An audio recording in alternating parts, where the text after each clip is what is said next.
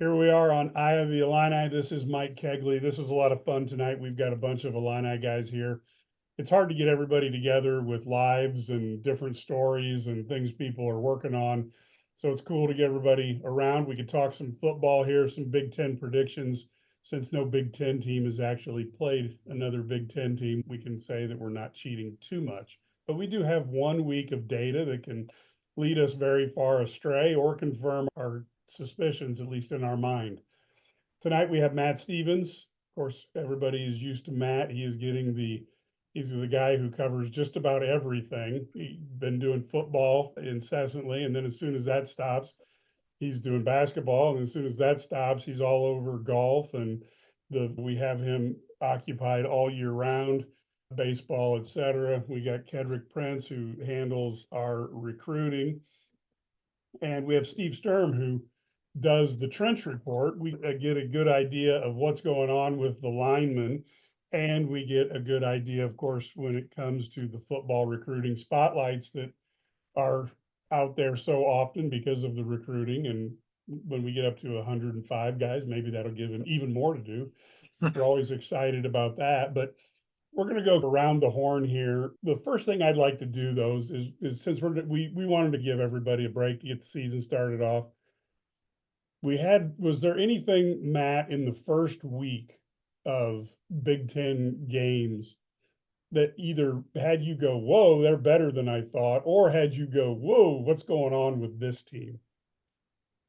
No, because I don't like week one overreactions. I tend to almost um religiously avoid them. I think there's a lot of panic about what Oregon looked like against Idaho. I don't care. They won. That was the objective. They won and they came out healthy. I think there's a lot of discontinuation about what Michigan can do throwing the forward pass, or if they're ever going to do it. But again, I don't think Fresno State was ever going to make them do that. And I think they're going to play a whole bunch of people that may not ever make them have to do that. And again, they got out and they won, and it was healthy. I don't think anybody in the league really played anybody that where you can look at it and go, yeah, I have a real good assessment of who they are and what they are and what they're going to be. Other than I think Minnesota played a quality opponent last Thursday night, and their offense looked about as shaky as it was last year. So that's a concern. But Jeff Collins is a really good defensive coordinator. I can vouch for that personally, having covered him at Mississippi State. So he makes it really tough for you to score points. So I think there's a lot of concern about what happened in Eugene last week. They have a really tough opponent this week in Boise State, and I think we're going to learn a lot more. And look, Dylan Gabriel's played a lot of football, so I think there's a lot more data points than just week one against Idaho that should give you a lot more things to look at with that young man. Well, for me, I'm gonna be take 10% of Matt's answer and say I agree with it. Oregon won, but for me, I was a little week one or not. I mean, the schedule's a schedule. I was not that impressed with Oregon, and USC impressed me. I think a lot of it was the opponent. A lot of people didn't have USC picked to be in the top 4 or 5. I got asked to be on a weekly ballot for Big Ten teams in the boat for AP this not AP but top 25 this year. And I mean, a lot of people, in our polls, we see who votes, and they were really impressed with USC as well. So it matters to me. And a team that was disappointing to me was Michigan. I think they lost most of their offense, 9, 10 guys. It looked like it. I'm not going to sit and say it's week one for me. They look like it. But Matt, when I said the 10%, he is right. The bottom line is you got to win games. And whoever's on your schedule is whoever's on your schedule. But Michigan did not scare me. If there was a team that I didn't want to see do well, that is possibly going to do well, is Iowa. Because the last thing that they needed was to have a flipping offense, and they got a flipping offense, and it scares the hell out of me. Well, I'll say, I guess that my thoughts are kind of similar to the other two. The one thing I would add is I think the Big Ten is stronger overall than I thought. Minnesota played a quality opponent and just about beat them, and I think Minnesota is probably at the bottom of the Big Ten. I mean, if you go 1 through 18, I'm just about putting them 18, and they still had a real good game and probably should have won at the end. I was most surprised on the downside that Michigan let Fresno hang with them. I've been of the opinion that Michigan has built a program that is solid enough that they wouldn't blink when Harbaugh left, that they wouldn't blink when 9 or 10 guys leave off the offense. And I think that there are some more growing pains there than I expected. I still am probably going to put them in my top 4 because perhaps they just needed to kind of get their feet under them. But they could have lost that game, and that would have been an epic fail on Appalachian State level, given how strong their program is overall. I'm going to overreact on one thing and one thing only. I have not seen USC go to the ball and hit like they did against LSU.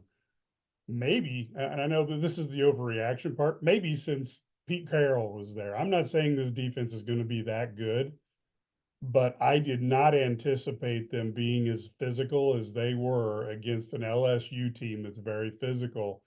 And my uh-oh meter for Big Ten teams going out to play USC got a lot higher than it was, because I have to be honest, if I'm Lincoln Riley and I'm looking at that defense, I'm thinking to myself, how did I waste the last 4 years of my career not having a coordinator who's better than the gentleman I had? And that's a different story, but boy, that team looked good. Now, this could be the ultimate overreaction that we're all laughing about how dumb I was at the end of the season, but that's how I look at it. So Matt tipped my hand a little bit. I wanted to know, what 2 or 3 teams do you think are going to be down at the bottom of the Big Ten this year? Wow, down at the bottom. Dude, Washington lost a lot of dudes. I think Jed Fish is an excellent coach, but Washington just lost a lot of dudes off that team that was in the title game. A lot of them are playing at Alabama. And Kalen DeBoer is an elite head coach. So I think Jed Fish is going to build a program there. I'll tell you who I think is near the bottom, and I think that, look, he's asked for patience. I think he's going to get it. I think that there's a lot of patience needed in this rebuild. But I think Michigan State's going to be really, really good, because I think they have a really, really good coach, but they can't do anything on offense. I watched the entire game that they played against FAU, and they cannot do anything on offense. I think their defense is, look, I really think that, if you look at DJ Uiagalelei right now, you realize that coach over at Oregon State, who is now in East Lansing, is really, really good. And it can really build a program around average quarterback play. I had higher expectations of what they were going to look like against FAU, and they didn't meet it. So you can put Michigan State in there, you can put Washington in there, just because I think they lost a lot of dudes. I think you could probably put Minnesota somewhere. I'm not ready. Look, they played a really good opponent. They played a really good defense. They played a really good opponent, and they have one of the best running backs in the conference. So if they get anything out of this quarterback that they got from New Hampshire, and look, I think that's going to improve. I don't think they're going to stay there. So I put Purdue. I put Purdue there, just because I know that they lost a lot, and I still have yet to figure out what they're going to be on defense, because they lost their best pass rusher. So they need to improve on defense the way they played last year, and their schedule doesn't help them. So I'll put them in there. And so you fish it out, and look, I think they're going to be better, but like, until they play somebody that I think that they go that knock me on my butt and say, hey, they shouldn't have won that game. Kirk Cignetti's got a huge rebuild in Bloomington, and I think that he brought a whole bunch of his guys from Old Dominion that play their butt off, and I think they are in position to potentially steal a bowl bid in Bloomington in his first year. I think he's that good a coach. But I'm really interested in seeing what they're going to look like over the next few months. So, I mean, that's a basic four that I have because I just don't want to put Minnesota in there because they played a quality opponent and they I think that they're going to improve based off of the amount of pieces that they lost on offense and the amount of improvement that they have going forward. I don't think this quarterback is nearly as bad as the quarterback that they had before that.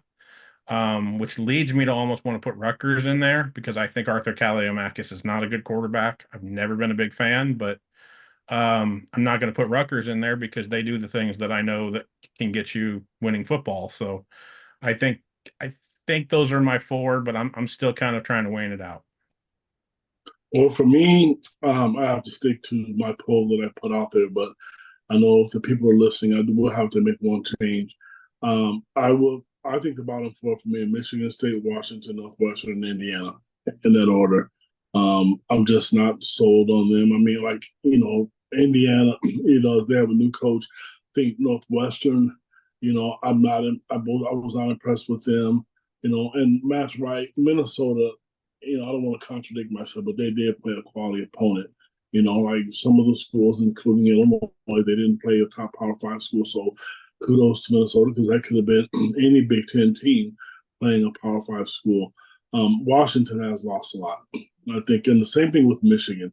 I mean, I think people had them ranked high, or people were giving them the benefit of the doubt because of their name, and it's easy to do, especially with Michigan. But both of those teams were outstanding last year. But I just don't see, Michigan State to me, I don't know, and Purdue, yeah, I mean, they were great on offense, but, when reality sets in, when you play a better opponent, when scouting matters in the Big Ten, I just don't see them being one of those teams. And so I guess the last two teams, Northwestern, Indiana, except Washington, it's kind of hard because Washington, where they were last year, but again, a lot of people have Michigan in their top 10, and I don't have them in my top 10 when I voted this week either. Well, I'm going to have to copy those guys a little bit. I think Minnesota is in trouble. They clearly are not playing the NIL game that others are. They're not taking advantage of the portal like you would like for a Big Ten team. I have to agree that Northwestern has lost so much that I just don't see them pulling the miracle again, especially given their quote unquote home field situation. I think Purdue has lost too much. I think Ryan Walters did a fantastic job. I think that his Illinois transfers, if nothing else, are going to keep him above water a little bit. But the name I'm going to add that the other two have not added is UCLA.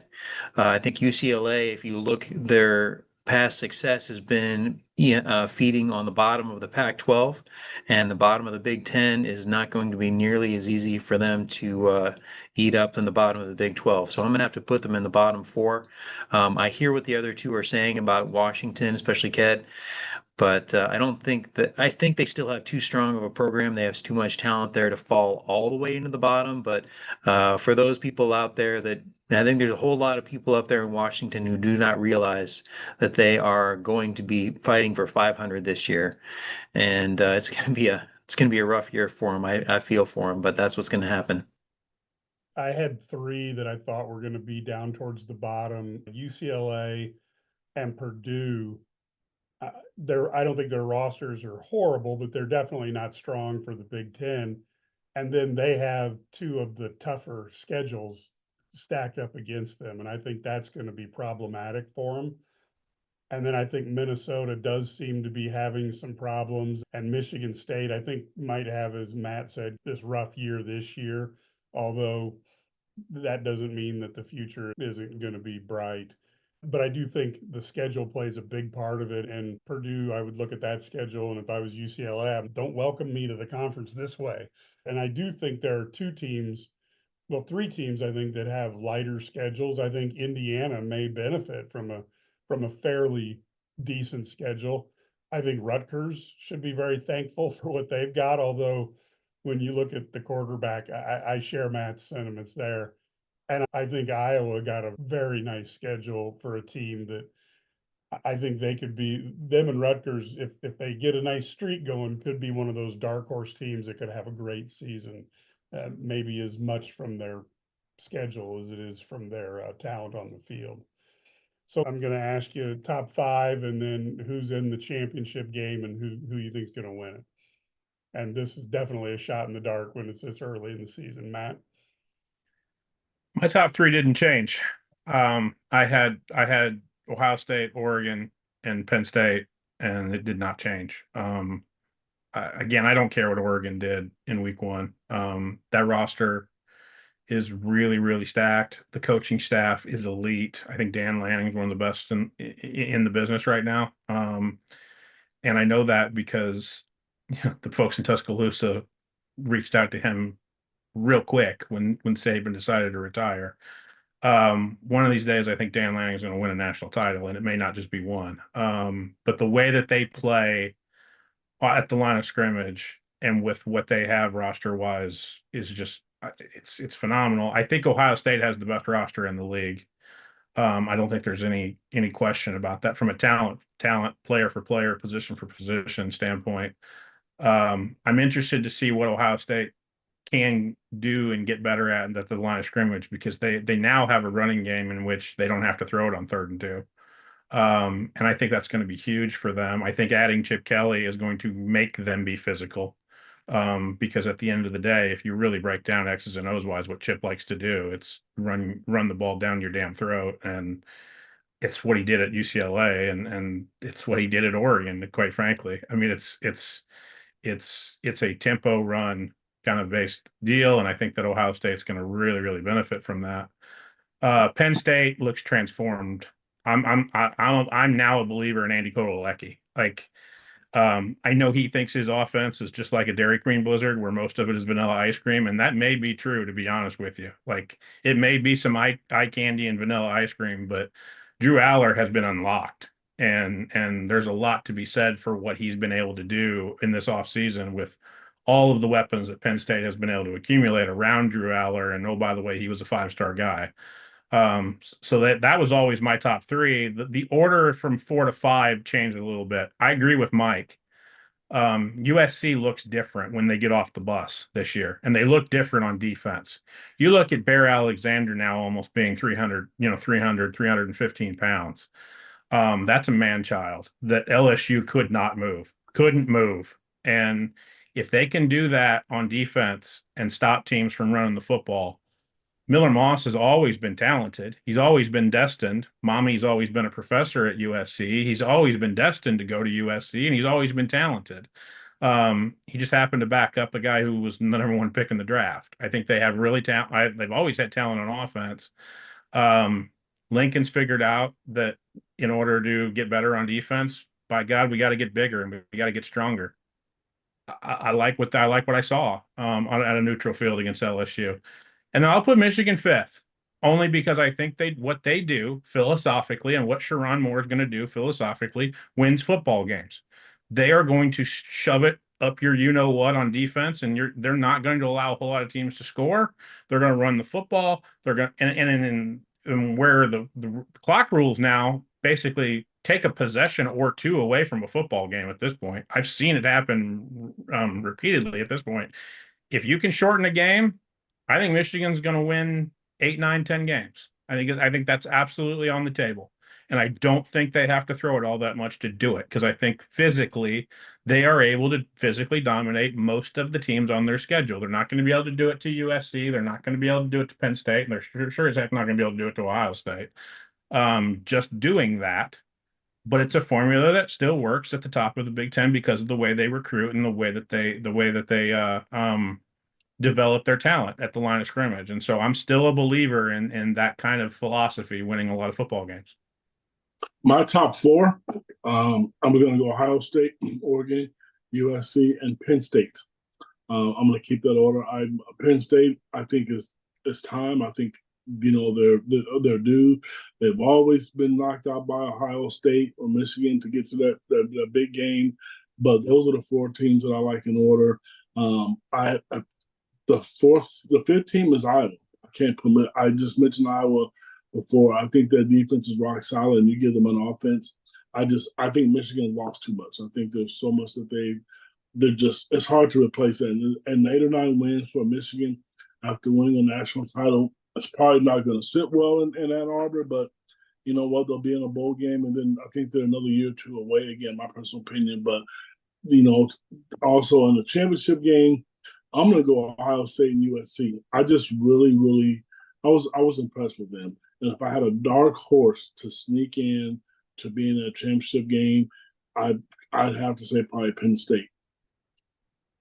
I'm gonna have to again agree with Matt and Kedric. So I'm going to change the order up a little bit. Ohio State is so strong. You have to put them one, at least at this point. We all have seen how they've stumbled down the stretch a couple times in recent years, and you have to be ready for that again. But it would be foolish not to pick them to be in the Big Ten championship game at this point. I would probably put at this point. I'm going to put Penn State probably as the second best team in the conference. Like Matt said, I think that they have come around. I think that they finally have a full scale offense that's going to be dangerous in a whole lot of situations, even if they have to come from behind late, which we haven't seen. USC really impressed me. I wouldn't have put them in the top five, but I will now. I can't step away from Michigan. Jim Harbaugh built a great program. I am with the others that I don't. I expect that they will take a step back, but they have too much experience in the pipeline. They haven't changed a thing. Sharon Moore surely is no Jim Harbaugh, but it certainly didn't seem to mean anything down the stretch when Harbaugh was out last year. So I expect that train to keep rolling, despite the initial results last year or last week. And then if you made me pick a dark horse, I would have to say, boy, I think Rutgers kind of has what it takes. That quarterback didn't impress me either, but I do think Rutgers has what it takes to at least challenge again with that weak schedule that they have. So if you're going to make me pick a dark horse, and I would hate it if I didn't, I'm going to have to go with Rutgers. Sorry, by the way, sorry, Mike. I didn't give you my Big Ten title pick, so apologize. I'm going to give a hat tip to Richard Johnson over at CBS Sports because he put this bug in my ear, and I won't leave it since he did it about a couple months ago. I think Ohio State and Oregon are going to play 3 times this year. They're obviously going to play in Eugene. I think they're going to play in Indy, and I think they're going to play in the playoffs. I think they're going to play 3 times this year. I think that's very, very possible. And oh, guess what, folks? We got a little bit of a lucky, fortuitous set of events. Brad Sturdy was being the Uber insider and had college coaches asking him for advice, but he is able to get onto the show here. So, Brad, we're going to throw you right into the deep water. Who's your top 5 teams in the Big Ten, and who do you expect to win it? So, if you're just talking the best teams, I mean, I think they're different than the top 5 are going to finish, because I don't think Iowa is one of the best 2 teams. I think Iowa's going to be in the Big Ten title game because they're going to finish 11-1, and I think that's. I'm not saying that they're as good as Oregon or Ohio State. I think they're going to lose to Ohio State, but Ohio State could also, they have to travel out to Eugene. That's a tough game. I think, obviously, Ohio State, Oregon, Penn State, USC, Michigan, and Iowa are the top 6 in my opinion. I don't feel like there's anybody else who's going to slide into there. But I really think that Iowa's going to end up 11-1. I just love their schedule. I mean, I wish every team, I think, wants to play that schedule.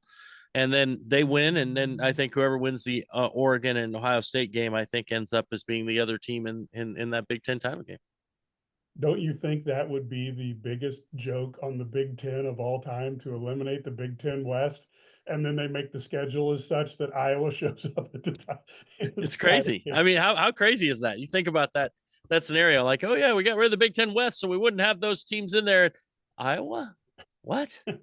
How these idiots out walking about end up in Indiana? It's crazy. Yeah, I got to be honest with you. I look at it and I think Ohio State's got clearly the best talent, but they don't have a coach who figures out how to go after the jugular like Dan Lanning does. That makes me wonder. It's hard for not to put Michigan in there. Even though their offense is bad, they may have the best defensive tackle combination we've seen in the last 10, 15 years. So you're not going to be able to run up the middle, which means they can use that defensive backfield in some very nasty ways.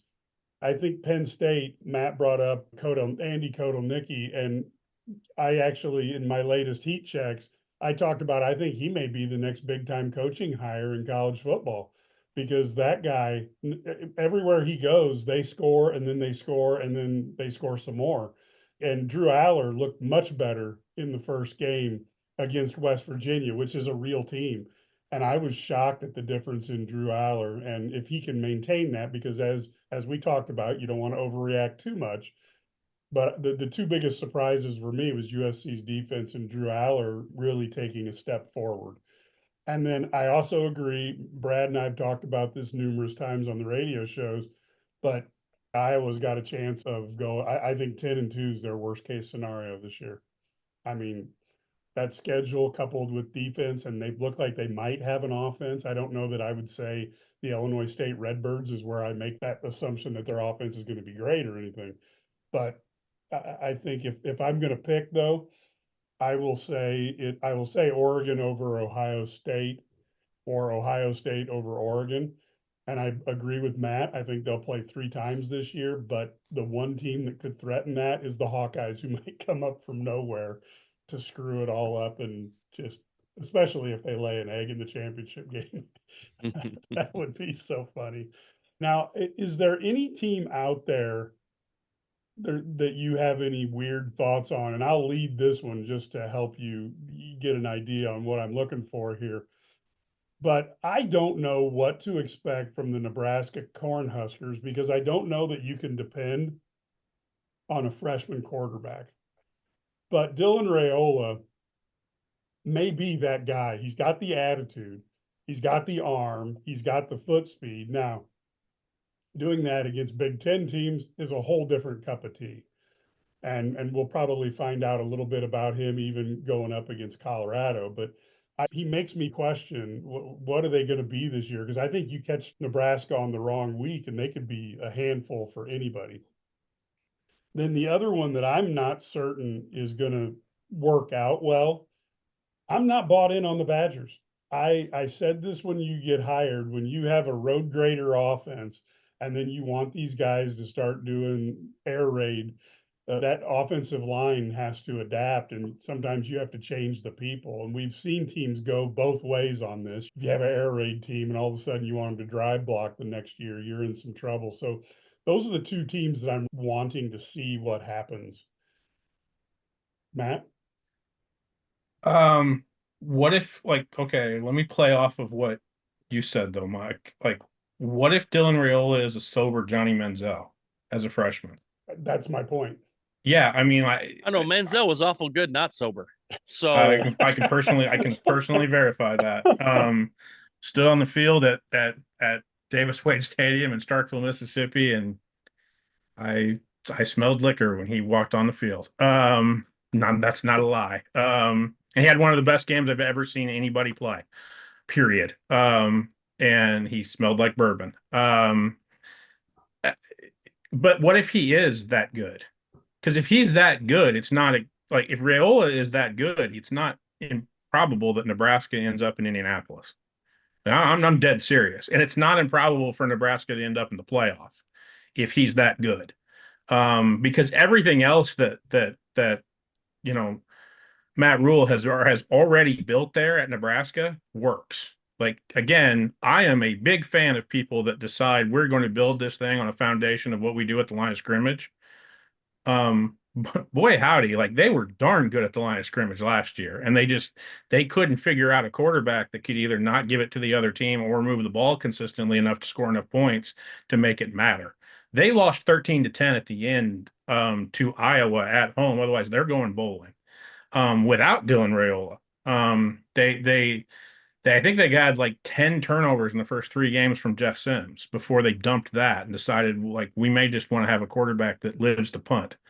I think they've got a really good one this year, and they still are really good at the line of scrimmage. So, yeah, I'm really intrigued by what Nebraska could be, especially by the time we get to Halloween and they're hosting Indiana, and they might be bowl eligible at that point. That fan base is rabid, and I've said it before that the pay for play program in Lincoln, Nebraska is very, very healthy. This thing's going to get rolling, and it's going to get rolling real soon. If it already hasn't. I'm intrigued by, look, I know that they escaped what I think might be the MAC champ in Miami, Ohio, in their lacrosse soccer high school stadium, whatever the heck we're calling that, like by the lake. But they won. It's a kind of like a David Braun thing, right? I'm intrigued by what Northwestern can be if they continue to play complementary football. They have a game Friday night against Duke that they could win, and once again, it could be one of those deals where like you're not doing a whole lot offensively, you're not entertaining at all, but you're stacking wins. It seems to be the David Braun school of how to win. And then I'm very, very interested to see if USC can continue this defense thing. If Lincoln has found a way to play defense, they're going to score points.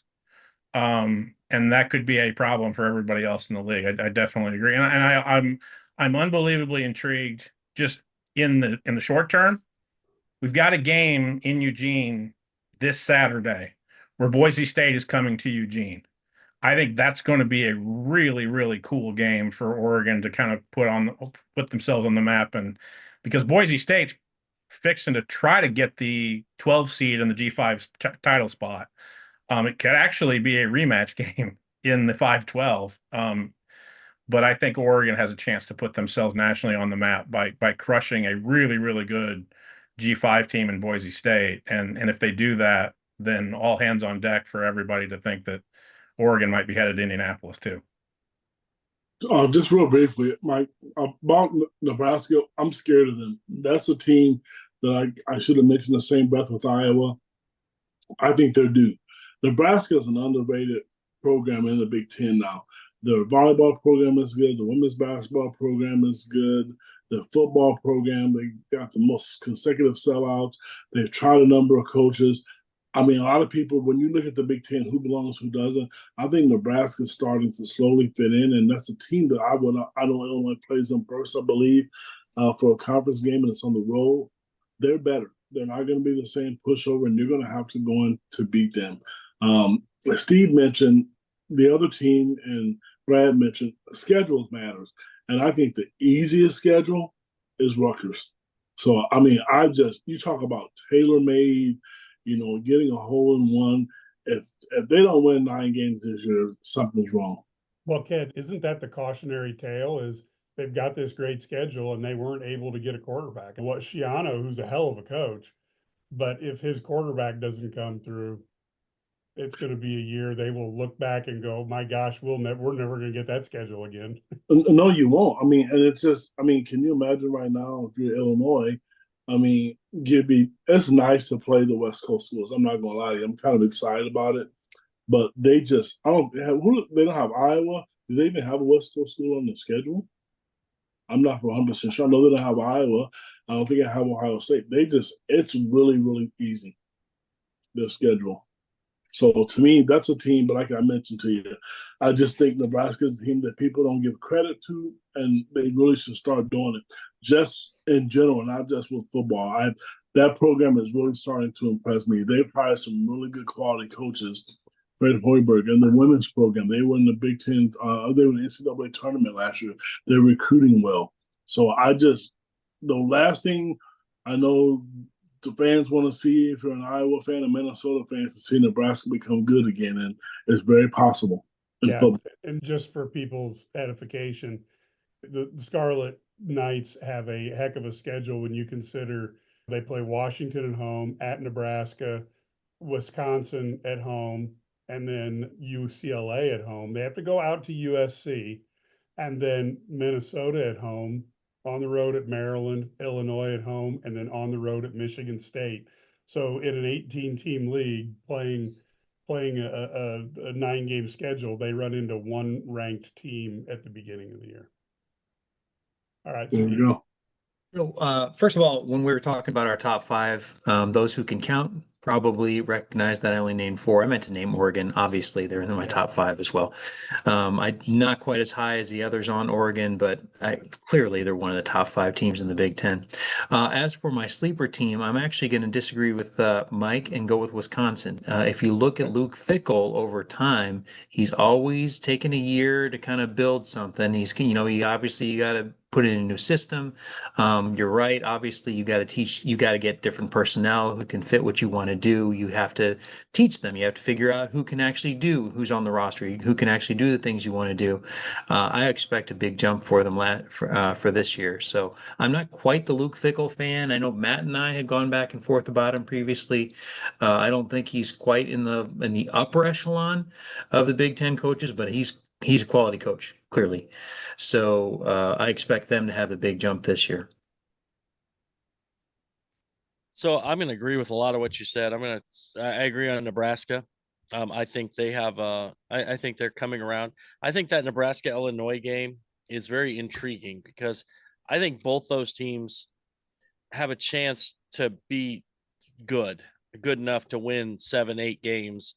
And it'll be interesting to see who does it. Now, the other team that I don't know what happened, but I swear there was a team that was in the college football playoff that joined the Big Ten, and we have not mentioned them one time this whole night, and that's Washington.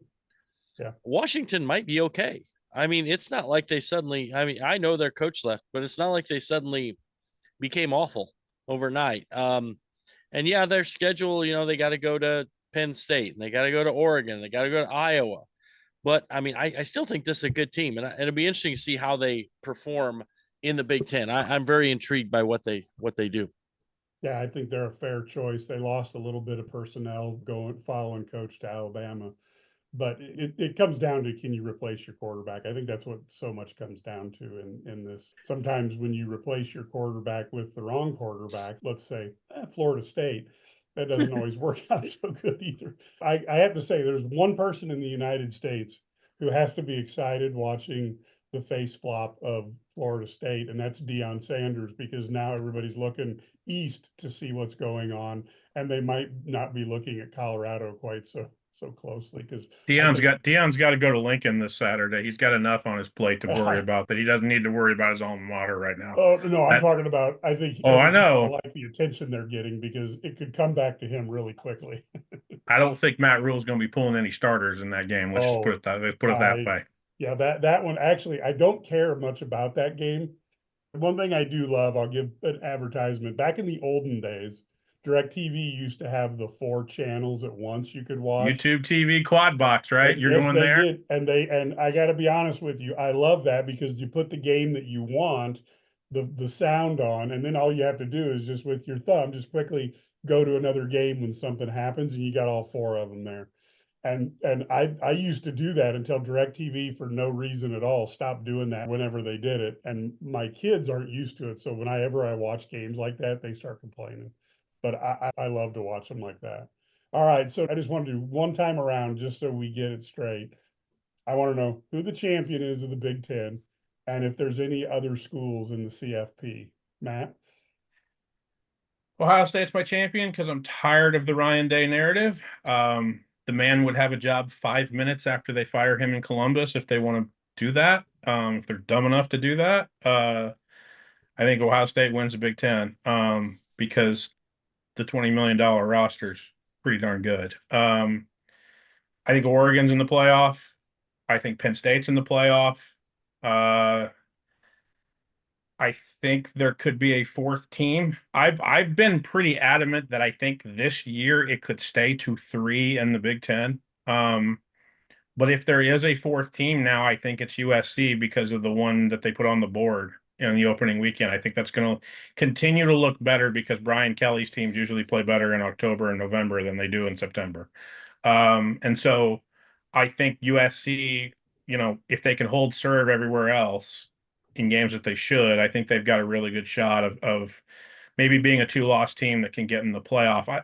I think a lot of I'll be the guy that is the show it to me about Iowa. I know there's a lot. I've talked with my friend Scott Dockerman about Iowa potentially going 10-2, and could they get in the playoff? And look, the over-under of their game, of the Cyhawk game, is still 35, everybody. People still aren't buying this.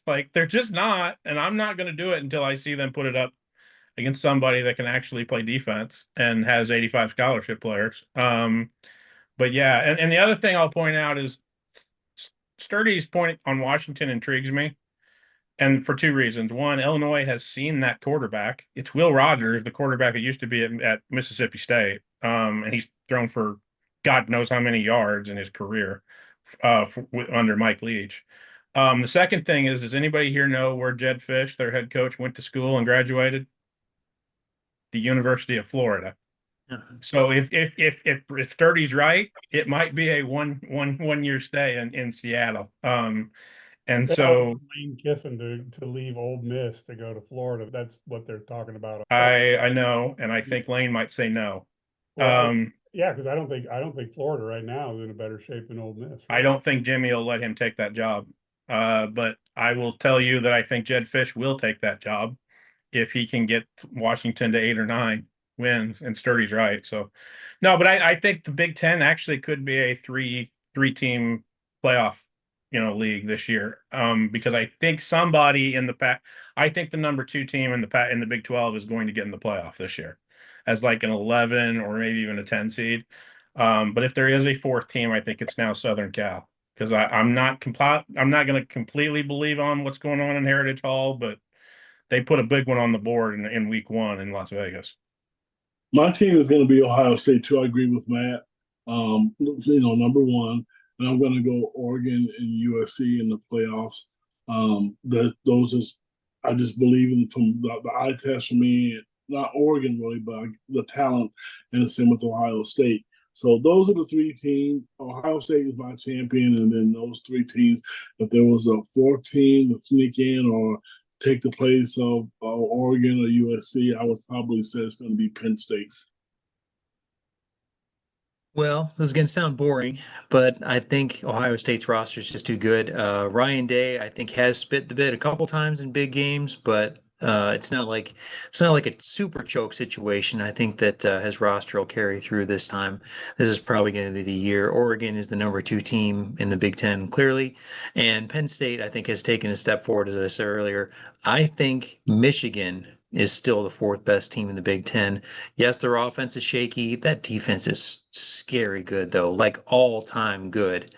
And I think that they have too many options on defense on offense to not find a solution to be able to put up 20 points a game, and 20 points a game is going to be enough. Obviously, USC is still the 5th best team. I think that I'm very interested to see what happens when USC, UCLA, etc. come into the Big Ten in October and November, though. I have a feeling that we're going to be looking at USC in the top 10, penciling them into the CFP, and then they're going to lose to, I don't have their schedule in front of me, but they're going to lose to a Michigan State or something like that. And it's going to shock everybody, but it won't shock people who've been in the Big Ten a long time and know how wind and rain and cold can affect a game, because those USC players don't.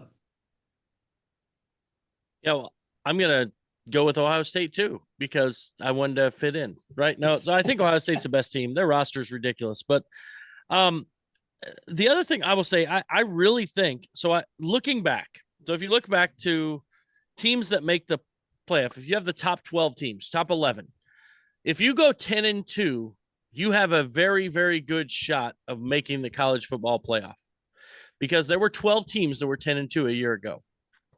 Now, Iowa, actually, there were 13, because Iowa was also 10-2, as I recall. Was it Iowa? Yes, it was. And Louisville, but Louisville won. So Louisville lost. They were 10-2, but they lost in the championship game. So Iowa, if they go 10-2 or 11-1, but don't make the Big Ten title game, they actually have a better chance of making the playoff than if they don't make the Big Ten, or if they do make the Big Ten title game, because they're going to get waxed when they get there. So I think that they have a legit chance, because I really think they're going to go 10-2 or 11-1. And then I think Oregon has a good chance to get in there. I think Michigan's good. But I think Penn State's good, but I just don't know if they have the schedule to get them in. I think Penn State would be the 3rd team if I had to pick. And then Iowa's my dark horse, because I really feel like if they go 10-2 or 11-1, even though they haven't beaten anybody, they're not going to put a team with 3 or 4 losses ahead of them. I can't argue. Like I said, I think everybody makes really good points here. If I'm going to go with the crowd, I'm going to say Ohio State as well. Although until he wins the big game, he hasn't won the big game, and that's you have to earn it, and that's where we'll see where Ryan Day can do it. I had a guy tell me one time that the best way to be president and CEO was to have your first job be the VP in a company. I didn't really understand it because I was 23 at the time, but now that I'm a little older, I do. Ryan Day picked a good place to be your first time head coach, but he's also been able to fill that team with talent. Now it's about executing in the pressure games. But I think they're number one. Hey, can I ask a question? What if Yeah. they don't win? If they What if don't they go win, 10-2? What if they I don't think win? What if they lose to Michigan again? I had the pleasure of working with quite a few Ohio State fans and actually a few guys who actually pay a little bit of money to the school. I was told several times that there was actually the older fans would rather beat Michigan than win a national title. The younger fans are like, you have to be absolutely crazy to feel that way. So I think you can't put everybody in a bucket, but I do think if he loses again, you don't want to hear the name John Cooper too often when you're a comparison as Ohio State coach. You can't argue with what he's done. He's lost 3 games in 3 years in the Big Ten. It's hard to get too upset about that. But again, it's Ohio State, and these fans have had to experience 5 losing years since 1951. So they have a different set of standards than everybody else. I think they're number one. Oregon's number two. Now, this is where I have a jumble of 3 other teams to fit 2 spots. And I think Penn State, Drew Aller impressed me again, maybe one time, but West Virginia is a much better team than had he done that against Illinois State or Eastern Illinois. Iowa, Brad, I agree with you. I've looked at that schedule 8 times, and as bad as their offense may end up being, it's not going to be as bad as last year. And their schedule is set up for them to do well. I think 10-2 is their basement. And then I don't know where to put USC because I was so stunned to see how well they played against LSU. Now, that's one game, but if you had to right now to pick 4 teams, I would say it's going to be Ohio State, Oregon, Penn State, and then a maybe on Iowa. The last thing we'll do is we'll go real quick around the horn and just a quick, who's the offensive and defensive MVP in your minds this season? Can I take both of the Ohio State tailbacks and then just like That's figure fine. out who's at the end? Like, I Yeah. mean, if you give me Trayvon Henderson and or Quinson Judkins, like one of them, I think is going to be a valuable, just in the same way that Blake Corum was, and Donovan Edwards were the 1-2 punch for Michigan. I think Ohio State could have that. I do think Dylan Gabriel is going to put up numbers, but I also don't know, like, if that we got to figure out what the fit is there with that offense before we can put that there. I do think if we're doing like an MVP type situation, I'll take somebody who did not play. Darius Taylor, I think, is one of the best running backs in the Big Ten who did not play for Minnesota last week when they played North Carolina.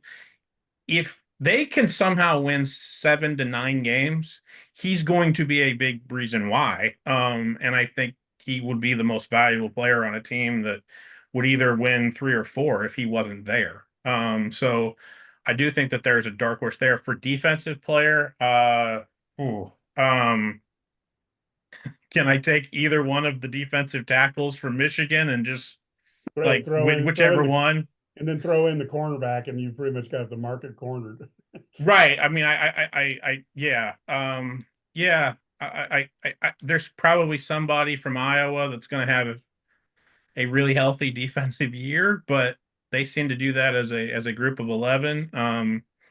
But there's somebody on that Michigan defensive front that's going to be not only Big Ten Defensive Player of the Year, but he's probably going to hear his name called pretty early in April in the professional draft. So I'll go there. Okay.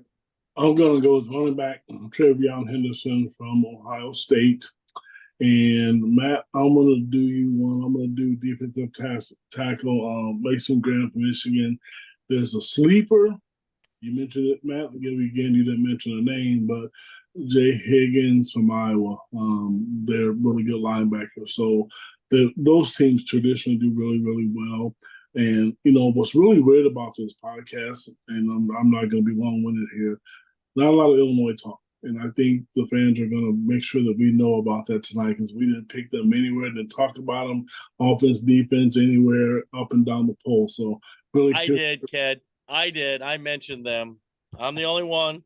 Did you The rest of mention you guys, I did. I talked about that Illinois-Nebraska game. Where were you yes, guys? Yes, Where were you guys did. at? Come Yes, on. we didn't do it. I So, commented. I'm sorry. I don't know, man. I don't know. I think we're all going to be in trouble. That just means they're in the middle of the pack. Hey, they just need to prove it against Kansas on Did- Saturday, and then we'll all have a different outlook. Yeah. Yeah. Hey, Mike, did Ked want me to put Illinois in the bottom 4? Like, what are we I doing agree, here? Like, that's there why- wasn't a whole lot of categories that We this don't was going to need work that. out for. We don't need that. We don't need that at all. Okay. I set myself up for that. All right. But those are my picks. Oh, sorry. I'm choosing somebody that I don't think you guys have thought of yet for the Offensive Player of the Year, and that's Dylan Gabriel. I think he's going to put up cheat code video game numbers that are going to be so undeniable that he's going to have to be in the Heisman Trophy race. He's just experience wins in college football more than anything else, and he has it. He has all the skill position players. He has an offensive genius calling the plays. I think there's no way he doesn't end up first team all Big Ten, honestly. I mean, apologies to Eller, who's probably a better player, but Dylan Gabriel is going to put up crazy numbers. My defensive player of the year is Will Johnson at Michigan, with apologies to the defensive tackles who are studs. Will Johnson's going to be is going to put up more flash plays, I think, and probably better numbers overall. That'd be my pick there. And then if you really want my dark horse, I'm going Matthew Bailey. I'm still a believer in Matthew Bailey.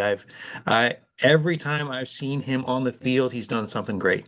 And hopefully he stays healthy this year and we can see what he really can do. Oh, boy, Since Brad's calling us out, that's what I'm going with. Love it. Love it.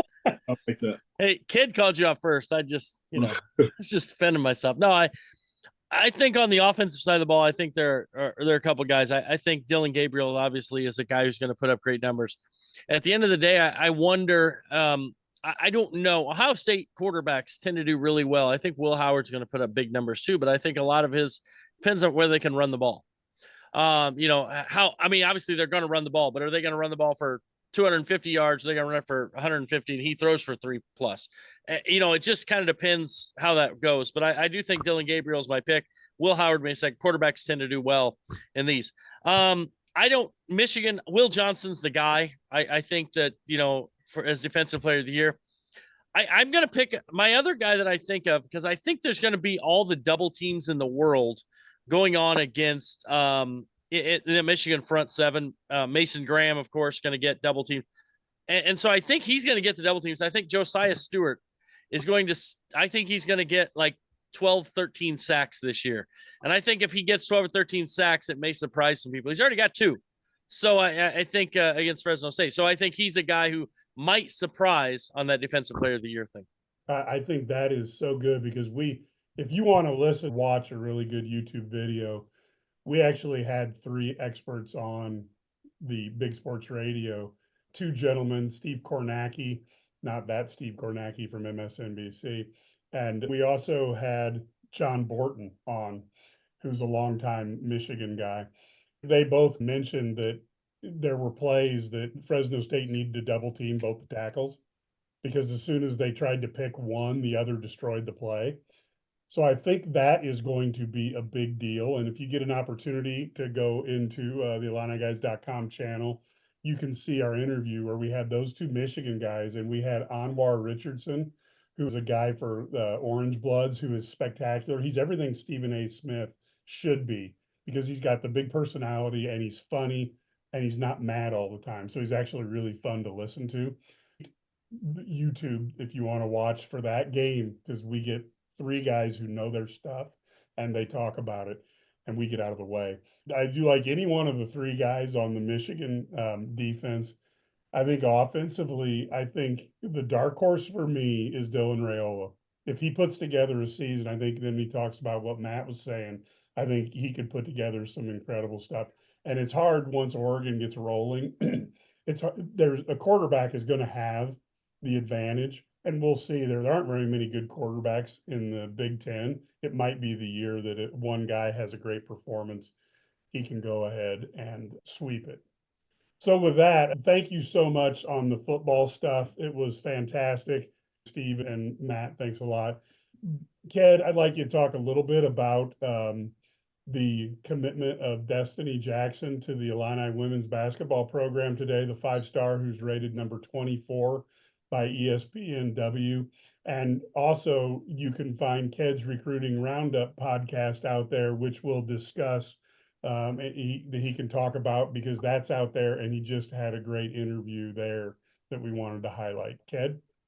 One of the first things is, if you're an Illinois fan, and you root or cheer for the University of Illinois, you have to, cheer and be happy for Shauna Green. I don't know, Steve, if you've met her. I know Matt has, and Brad and Mike. She's a classy lady, and I'm gonna tell you, she is extremely excited. She's building a program. Today, I want people to understand this was a national hit today. Even though Destiny's from Chicago, people nationally are looking at this. On my podcast, when I talked to Destiny tonight and her mother, one of the things she said to me was, we want Illinois to look at people to look at Illinois the way they did at USC. Nobody knew anything about them. Nobody really knew anything about South Carolina, but it took one person to do it. Juju Watkins went out there, and not everyone else wants to go. She talked about, on the podcast, she was blatantly and transparent. Divine Bird is my best friend, and they're planning on playing together in college. I mean, she's on a visit at LSU this weekend, so she's going to bring other talent with her. The mother, Tashonda, talked about the boys program. She is thinking she wants her daughter to play in the State Farm Center the way Brad Underwood has built the men's program. And you can hear those quotes directly from them. They know the talent's there. They're going to continue to get talent. They're impressed with Barry Wallace and Gretchen Dolan. And, a name that no one ever talks about is Corey Allen. I mean, she's made some strides. So this was a big thing nationally, because when you look at the top 25, 30 players in the country, you're going to see the traditional powerhouses. And now you're going to possibly see Illinois with 2 of those players. And there's another chance that they may get a third. So think about the possibility of Illinois women's basketball and where it's been, where they could possibly land 2 top 25 kids and 2 McDonald's All-Americans in the same class. So it's a big, huge gift for the program. But if you guys listen to the podcast, don't worry about me. Just listen to what she had to say. And the thing that I really liked about her, I think she's going to become a fan favorite.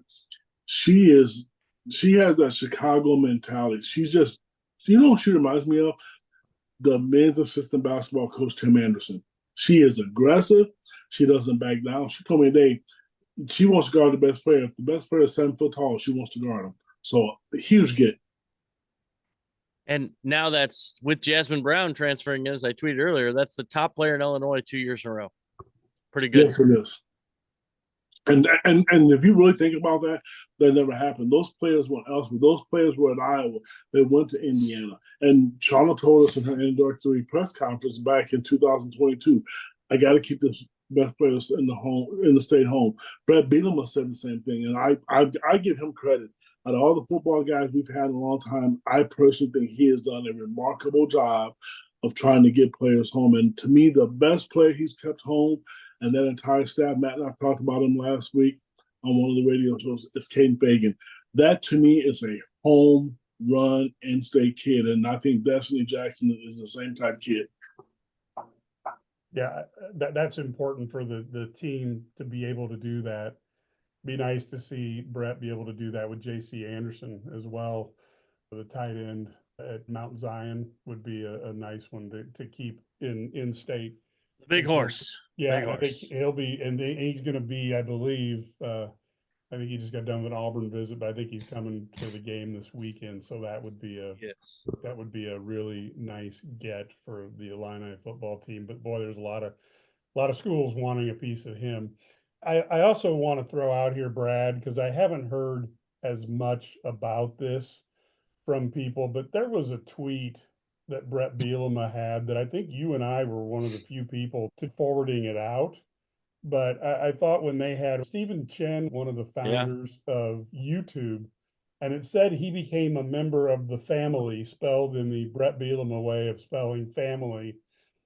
Is that a portent of some things to come? Because to me, one of the reasons that Nick Saban retired, besides being older and just tired of dealing with all this stuff, is the big land grant universities up north have some donor bases that are just unbelievably deep pockets. And here we're talking about this tweet from August 27th, inspired by great minds, a U of I alum and YouTube co-founder Stephen Chen joined the family today.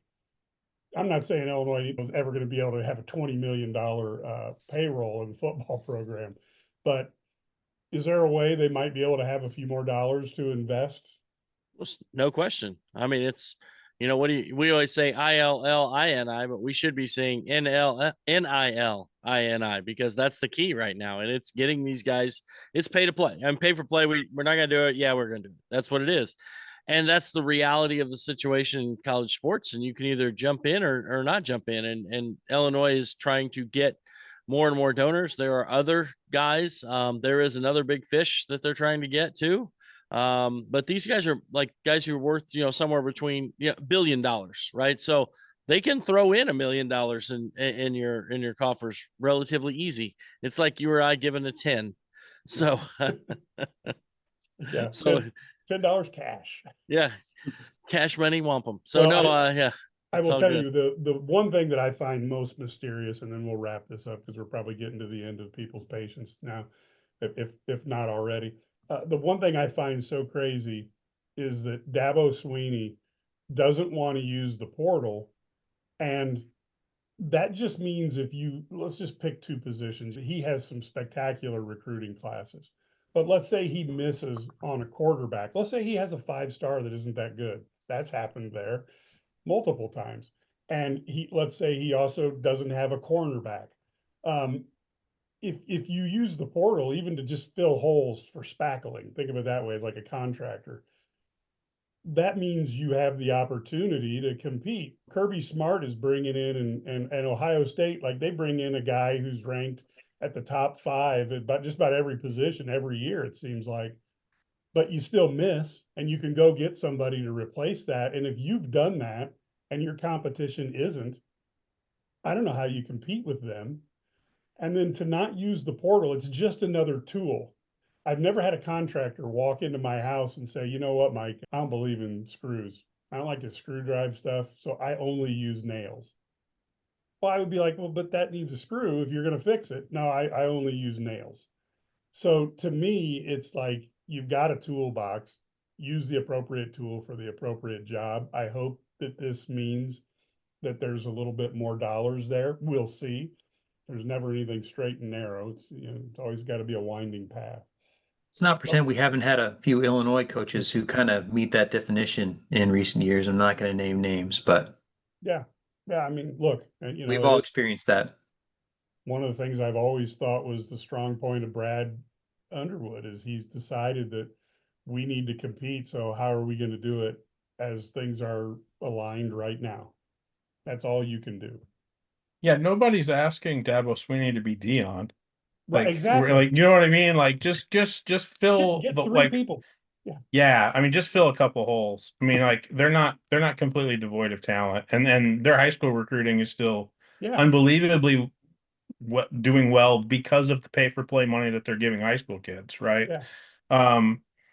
I will counter what Ked said. Brett Bielema wishes he could recruit like Shauna Green. Brett Bielema wishes he could recruit like Brad Underwood. I mean, what the hell? Like, if Brett Bielema could recruit in-state like Shauna Green has recruited in-state, we'd be talking about putting Illinois in my top 4 or top 5. It hadn't happened, period. Next time when your programs suck so bad. No, I'm just saying, like, if there's a lot that Brett Bielema could learn by going across the street and going to either Shauna or Brad's office, like about how to recruit in-state.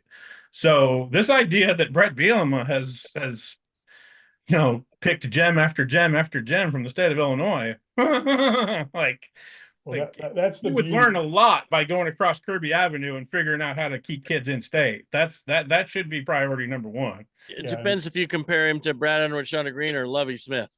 That's true. Lovey didn't even know he was in Illinois. Correct. He wasn't certain where it was. He wasn't most of the time. He wasn't in Illinois for much of the time. So. Guys, it was hilarious. They actually, like, during one of the spring practices I was able to watch, or I'm sorry, the preseason practices I was able to watch, few and far between.